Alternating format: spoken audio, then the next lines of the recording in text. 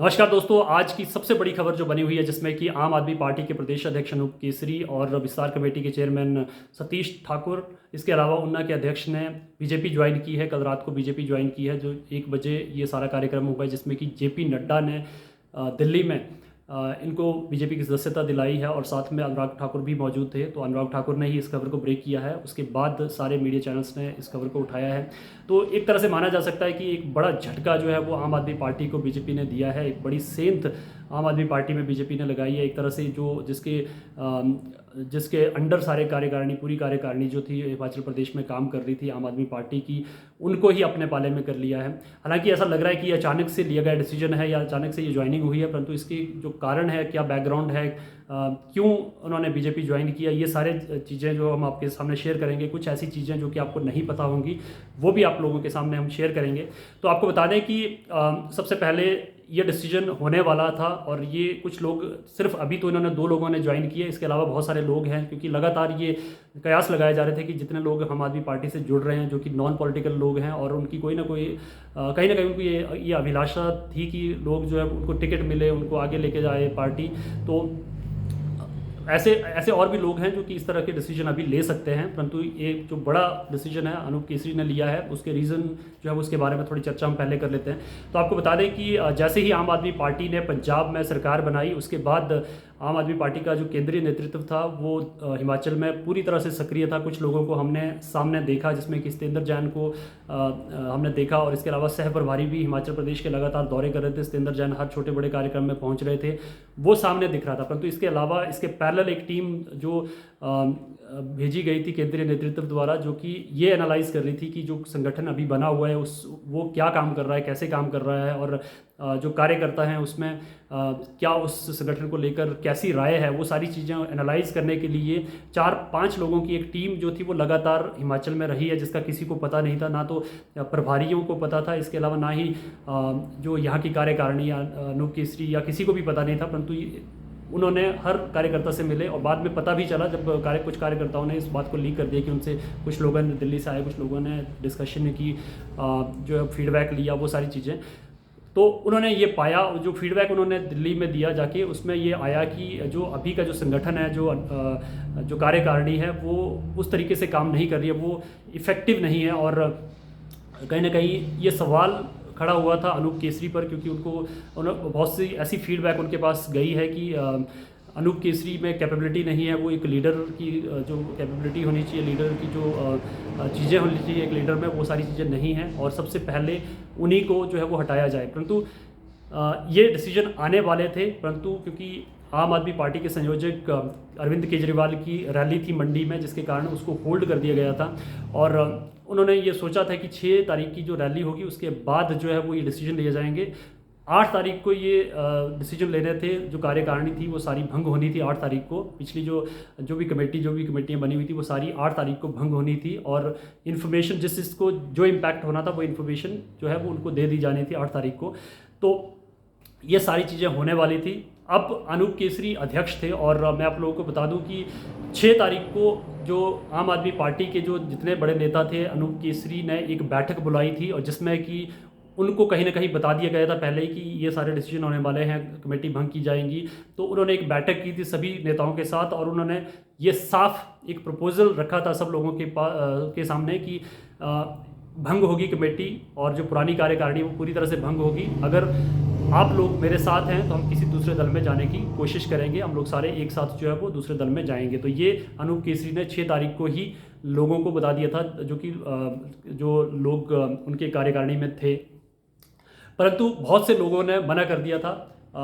सभी ने ये बोल के मना किया कि हम लोग विचारधारा से जुड़े हैं और इसलिए हम लोग नहीं ज्वाइन कर सकते। अगर वो सारे लोग अगर ज्वाइन करते तो कल का जो 2-3 लोग हमें जो वीडियो में दिख रहे हैं, जो फोटो में दिख रहे हैं, इसके अलावा पूरी कार्यकारिणी भी दिख सकती थी, अगर हर कोई जो है वो जाना चाहता है, या हर कोई जो है वो विचारधारा के अलावा या किसी पर्पज़ से, किसी मकसद से जुड़ा होता। तो हुआ ये कि सब लोगों ने मना कर दिया 6 तारीख को कि हम लोग विचारधारा से जुड़े हैं, इसलिए हम लोग नहीं जाएंगे। बेशक कार्यकारिणी भंग हो जाएगी, हमें एज अ कार्यकर्ता काम करना पड़ेगा, बट हम लोग करेंगे। ये ज़रूरी नहीं है कि हर जो मेन कार्यकारिणी बनी थी उन्होंने मना कर दिया, तो बाकी लोग नहीं जाएंगे। अभी ये हो सकता है कि जो जो लोग अनूप केसरी के साथ जुड़े थे या जो उन्होंने जोड़े थे उन लोगों को वो बीजेपी ज्वाइन करवाएंगे।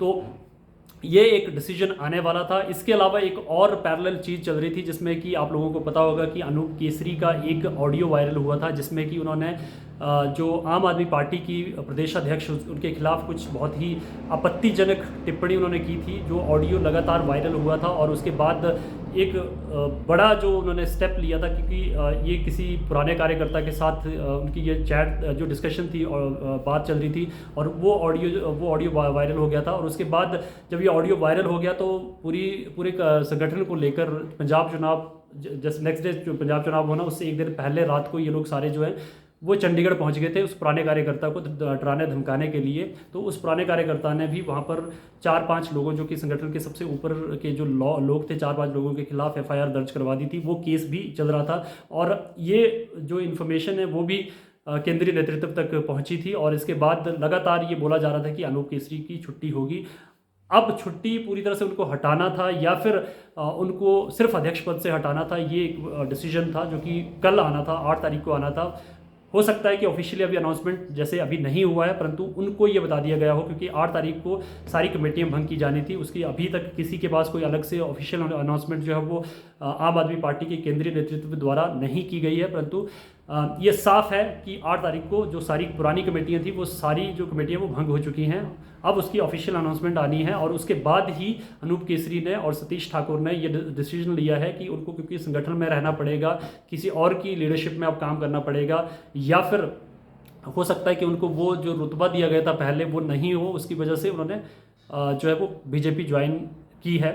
अब सबसे बड़ी बात ये भी आती है कि क्योंकि अनूप केसरी का जो करैक्टर था, जो उनका पुराना जिस तरीके से बहुत सारी चीज़ें वायरल हुई हैं, ऑडियो वायरल हुआ, फिर किसी को धमकाना वायरल हुआ, बहुत सारी चीज़ें जो वायरल हुई, बहुत से कार्यकर्ता उनके अगेंस्ट थे।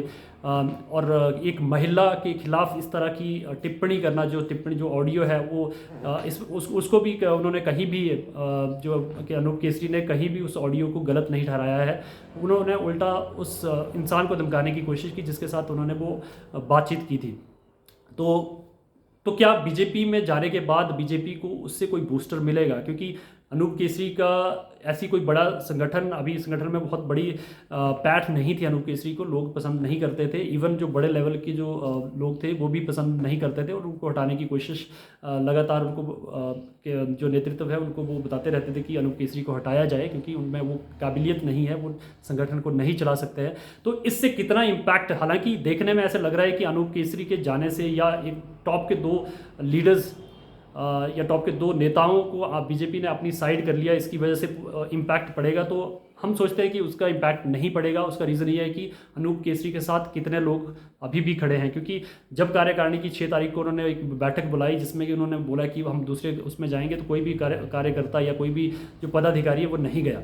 और अब ये देखने वाली बात होगी कि बाकी जिन लोगों को इसने ज्वाइन करवाया है, अनूप केसरी ने ज्वाइन करवाया है, उनमें से कितने लोग जो है बीजेपी में जाते हैं। तो ये एक बड़ा है। परंतु हालांकि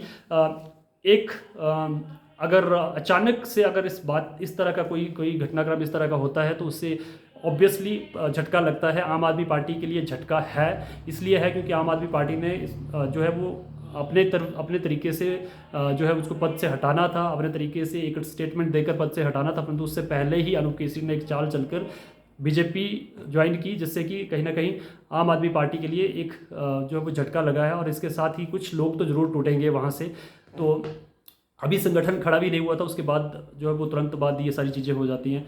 तो कहीं ना कहीं आम आदमी पार्टी को दोबारा से सोचना पड़ेगा। और एक बड़ा फैक्टर और जिसको मैं भूल गया था, जो कि आपको बताना चाहूँगा कि जो आम आदमी पार्टी के संयोजक अरविंद केजरीवाल की जो रैली हुई है, जो रोड शो हुआ था, वहाँ पर किसी भी हिमाचल के नेता को बैन में नहीं खड़े होने दिया, उनका साथ नहीं खड़े होने दिया था। वो भी लोगों में बहुत रोष था और 2-3 मिनट का जो उनके भाषण था केजरीवाल का, वो भी कनेक्ट नहीं बना पाया था लोगों से।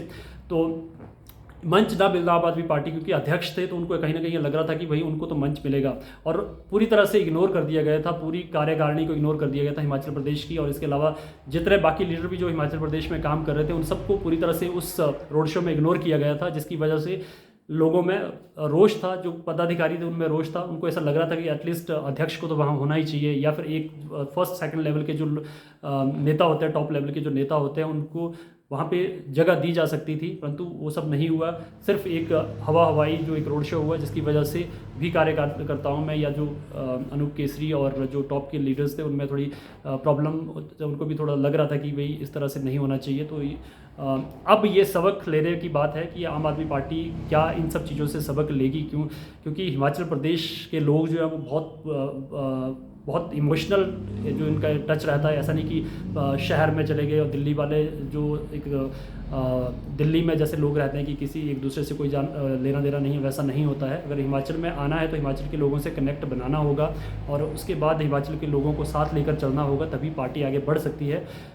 वरना इस तरह की चीज़ें होती रहेंगी। और कारण भी अभी तक यही रहा है कि हिमाचल में कोई भी थर्ड विकल्प नहीं टिक पाया है। तो थोड़ा सा चेंज जो है आम आदमी पार्टी को करना होगा हिमाचल में अपनी पैठ बनाने के लिए। तो यही सारे रीज़न रहे हैं, हालांकि अचानक नहीं है, क्योंकि उनको पद से हटाया जाना था, किसी दूसरे के अंडर उन्होंने काम करना पड़ता उनको। इससे बेटर उन्होंने समझा कि क्यों ना एक बड़ी न्यूज़ बनाकर बीजेपी ज्वाइन कर ली जाए। बड़े नेता अध्यक्ष के बीजेपी के अध्यक्ष के हाथों ज्वाइनिंग हो जाए तो एक बड़ा नाम उनका भी हो जाएगा बीजेपी में। तो ये सारे रीजंस रहे हैं। तो ये सारी कहानी हमने आप लोगों को बताई है, और आने वाले समय में क्या डेवलपमेंट्स होते हैं वो सारी चीज़ें देखने वाली होंगी। बहुत बहुत शुक्रिया जुड़ने के लिए।